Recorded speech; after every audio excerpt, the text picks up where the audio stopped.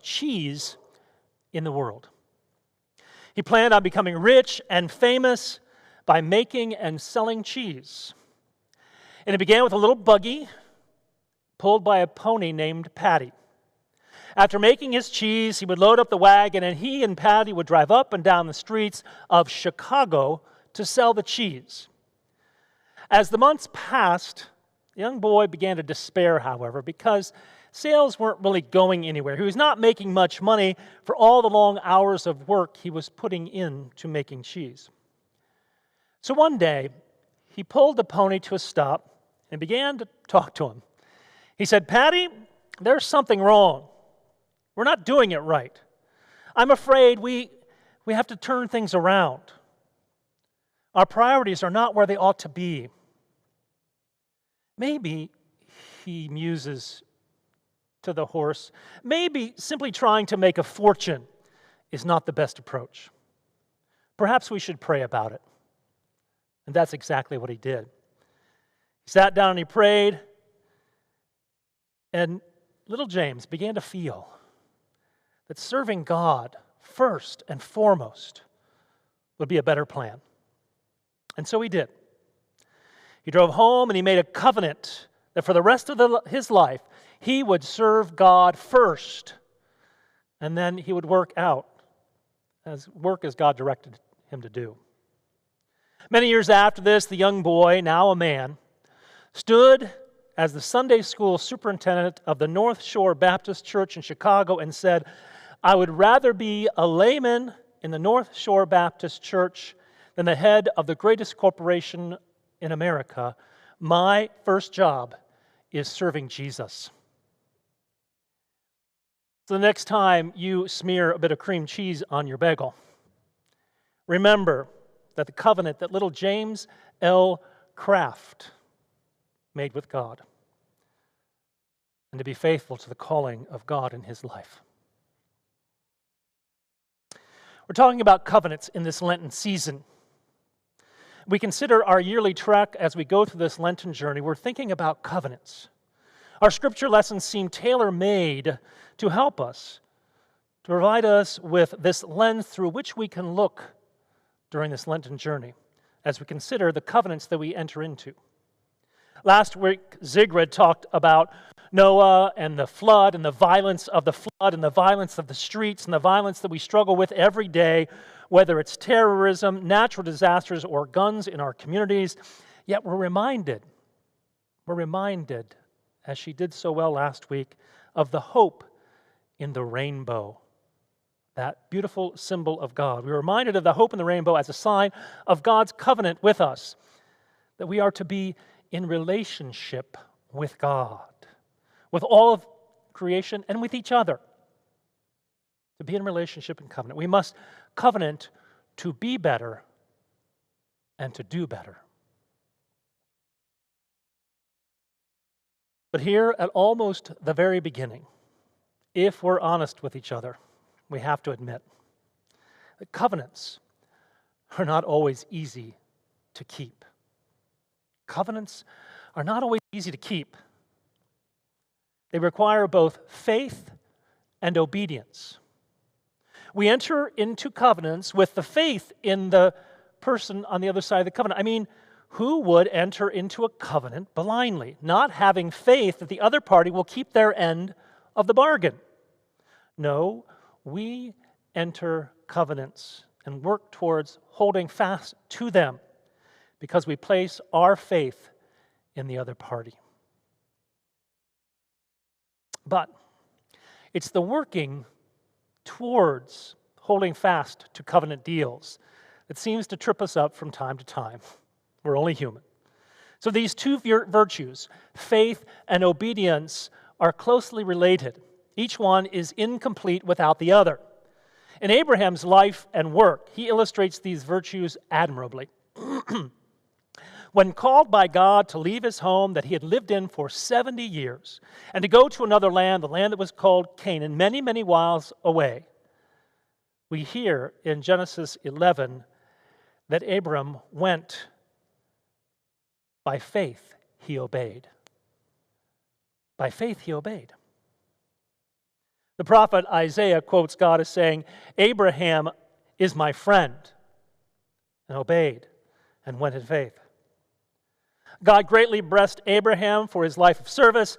God fulfilled the promises recorded in Genesis 12 by making Abraham and Sarah's name great, creating them into a great nation, a blessed couple who become a blessing to all the families on earth.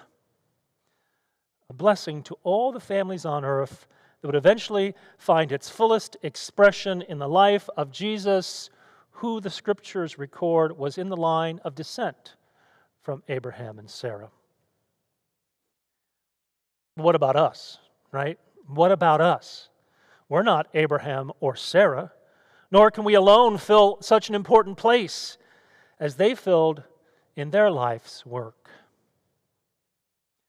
But we can all do that which is within us. We can reach out. We can do as Jesus so aptly said, "Whoever gives a cup of cold water to the ones in my name shall be truly blessed." You might remember the comedian Yakov Smirnoff. He was the first to come to the United States from Russia. When he first came, he wasn't prepared for the incredible variety of the instant products available in the American grocery stores. He says, "On my first shopping trip, I saw powdered milk. You just add water and you get milk." Then he said, "I saw powdered orange juice, and you just add water and you get orange juice." And then he said, "I saw baby powder, and I thought to myself, what a country." It's funny, but you see it, don't you? We're an instant society. We've become an instant society. We demand things on our time. We don't have time to wait around for things. Who has time, let alone time, the will to make a covenant these days? Who's got that in them? We heard Peter really doesn't have it, does he? He doesn't have time to hear about suffering or rejection.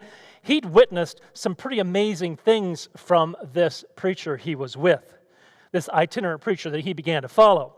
He had plans, you see, Peter did. He was going to take his show on the road. There were cities to visit. There were important places and people to interact with. Peter, we hear, took Jesus aside and tried to put the kibosh on all of this suffering talk, to which Jesus famously rebukes him by saying, "Get behind me, Satan." Now, it reminds me of a story of a couple who, a woman walked into the living room one day, a husband was sitting there, and she said, "I'm going to go shopping for a little bit." He said, "That's fine." He said, "But just remember, don't buy anything." She said, No, I'm going to go window shopping for a couple hours. I'll be back later." He said, "That's fine, but don't buy anything." Well, a couple hours later, she came home with this beautiful dress, beautiful, gorgeous dress. And she showed it to him. He said, "I thought you said you weren't going to buy anything." She said, I wasn't really. She said, "I saw this dress. It was so beautiful. I put it on, and I was looking in the mirror in the dressing room, and all of a sudden the devil popped up on my shoulder and said, 'Boy, that looks great.' And he said, 'Well, didn't you say, 'Get behind me, Satan?'" Well, she said, "Yes, I did." He said, "What did he say?" He said, "Well, it looks good from back there, too."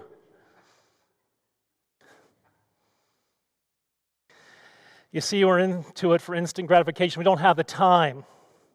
The choice to follow, the choice to be a part of a covenant takes time and takes intention, takes faith and obedience. And it took faith and obedience between Jesus and these 12 that followed him. And Peter was sure he hadn't signed up for that, for all that suffering part that Jesus talks about. Peter was more interested in some sort of first century Palestinians Got Talent, right? He thought he had a pretty good traveling act, and he thought he'd found his meal ticket. He had placed his faith in this Jesus from Nazareth. You know that faith thing. As in the first part of covenant making, as I described earlier. Yeah. It's the obedience to the parties that tripped old Peter up, right? It's the obedience. He might have made some promises to Jesus about following, but now he's beginning to realize he'd made some promises he couldn't keep. He made some promises he couldn't keep. But that's where this faith journey, this Lenten journey in covenants, is helping us focus. We can't do it alone.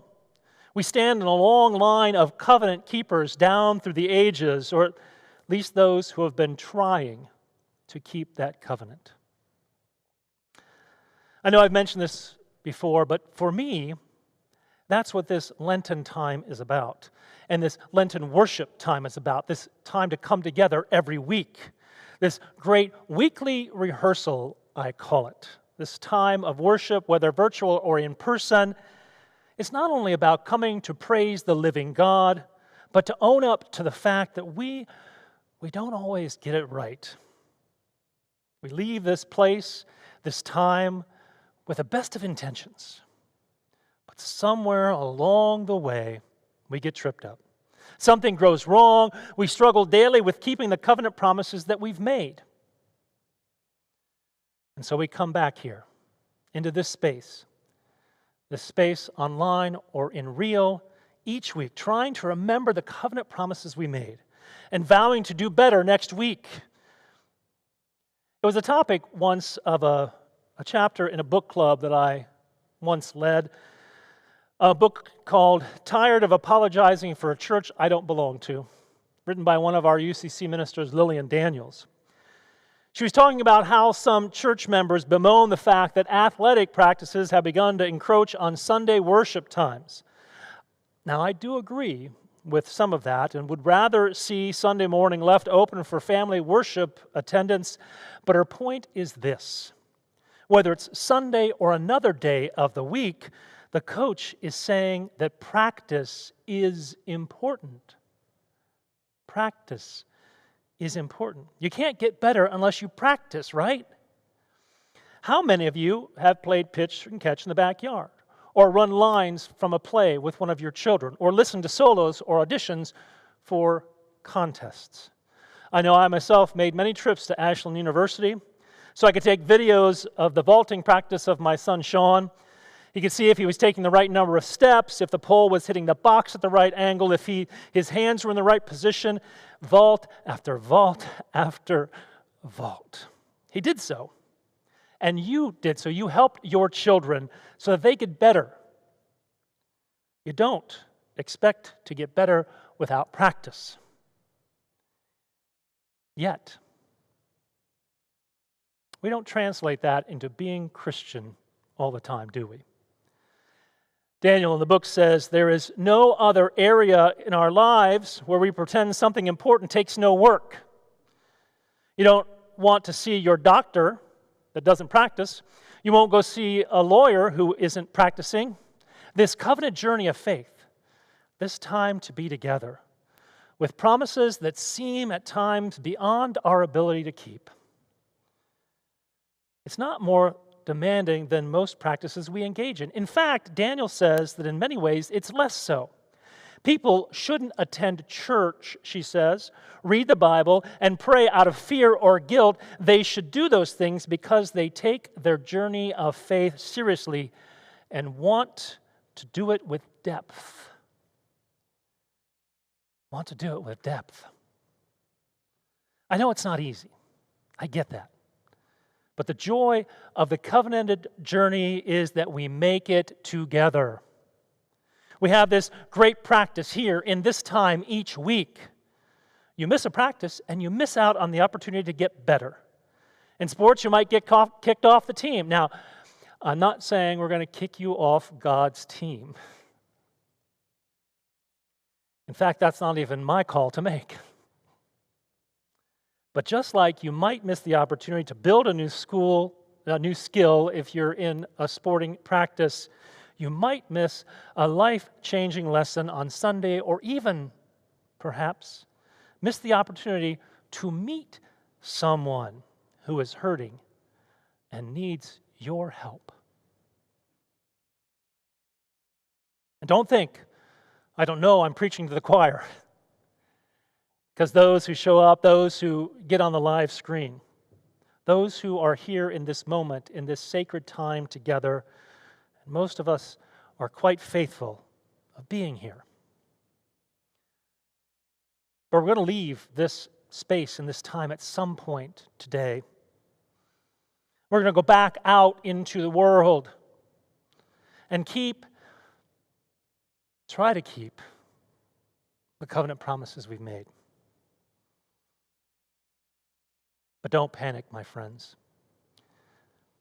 Don't panic, because we can meet right back here in this same time, in this same space, and we'll practice some more, and we'll get better. We'll get better as long as we hold one another to the covenant in faith and obedience. Amen.